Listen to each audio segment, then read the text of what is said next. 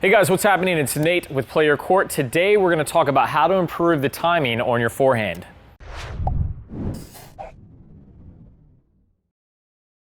All right guys, so we're talking about timing, how to improve the timing specifically on your forehand. Look, tennis is a sending receiving game, and we know that the contact, that ideal contact being out in front, is what is going to help us with our power and with our spin.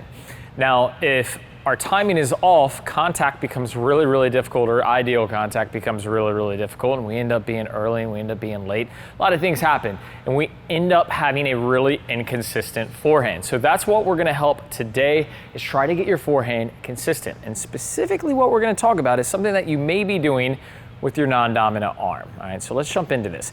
So we know that from our ready position, our left hand should be up on the throat, and we want to get into our unit turn utilizing our non-dominant arm. So as I'm riding my left hand.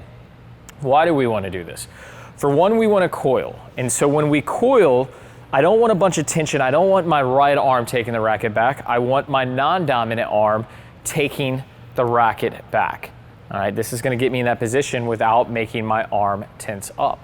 What it also does is it helps influence keep the racket head up. So for you players with Eastern, semi-Western, or Western grips, it's always going to be advantageous to start with the racket head up, because this is going to give us leverage over the ball. We get a high ball, we don't want our racket down here, we want our racket up. So this is the positives of the non-dominant hand. This is something that we absolutely must do. If you take a look at Federer, Djokovic, Nadal, Serena, Osaka, I could go on and on. Every player that you watch, all of our heroes on the tour, they all use their left hand to initiate the unit turn. But something can happen that that actually disrupts our timing. So number one is keeping the left hand on the racket too long.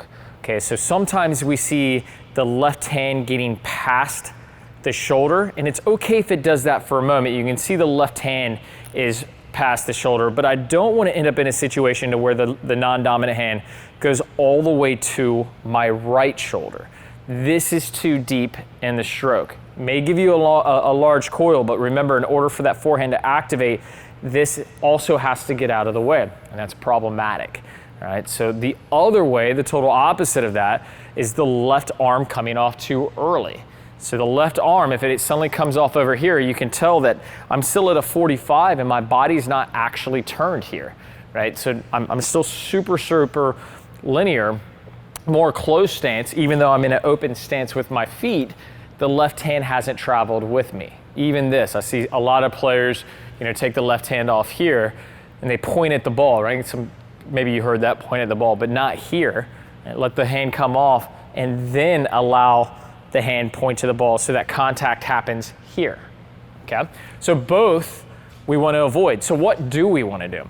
We want to make sure the left hand takes the racket back, and I think the focus for most of us, where we're going to find it, for you advanced players, you can go a little bit deeper, try to allow the left hand to leave the racket once it's parallel with the shoulder, all right? And so when we're going to strike the ball when we're going to let go is just after the ball has cleared the net, right? We're gonna get in place, we're gonna stalk the ball with our hands. Just after the ball has cleared the net, we'll let go, and then we'll work forward out to that contact point. I know it's a little nuanced, seems a little bit funky.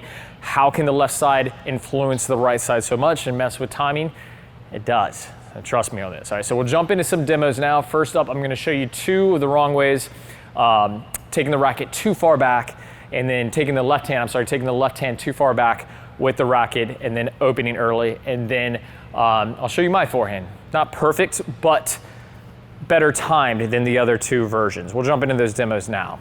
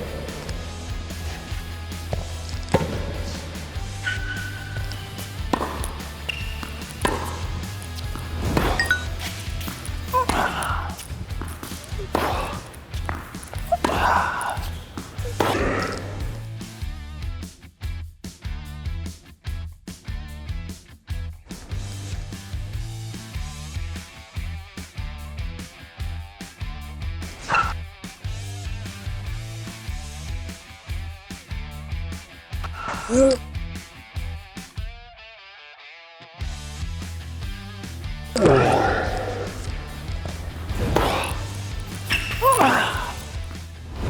right, guys, really hope this video helped. Remember, don't hold on the racket too long, but don't let go too early. Use your shoulder in that parallel line to be the indicator of when to let go of the racket. All right, guys, thanks for watching. Be sure and jump out on the court with your fellow Play Your Court members and give some of this stuff a try. And don't forget, Nate and I have built a full-blown tennis ecosystem that gives you literally anything tennis-related you could ever need. So if you're thinking about buying some tennis gear, jump in the deals and discounts section. You're gonna see some deep discounts on all the tennis stuff you already buy. If you're thinking you need a deeper dive on some specific instruction, be sure and check out Play Your Court Plus. Play Your Court Plus unlocks all the video instruction we've ever created, all of our premium video courses. So if you're looking for more video coaching, that's the place to find it. And if you're ready to get out on court with a teaching pro, maybe you just have another question about something that we covered, Play Your Court is the #1 lesson provider in the United States. So as long as you're located in the US, we will link you with a teaching pro near you at the court of your choice. That's right. And guys, lastly, if you just want to get out on court with me and Nate, you want to come here to Virginia Beach, maybe meet us in Indian Wells or New York. That's right. We do offer destination clinics as well as in-person trainings here in Virginia Beach. So be sure and check out the Work with Scott and Nate section if you want to get on court with us. We'll see you guys soon.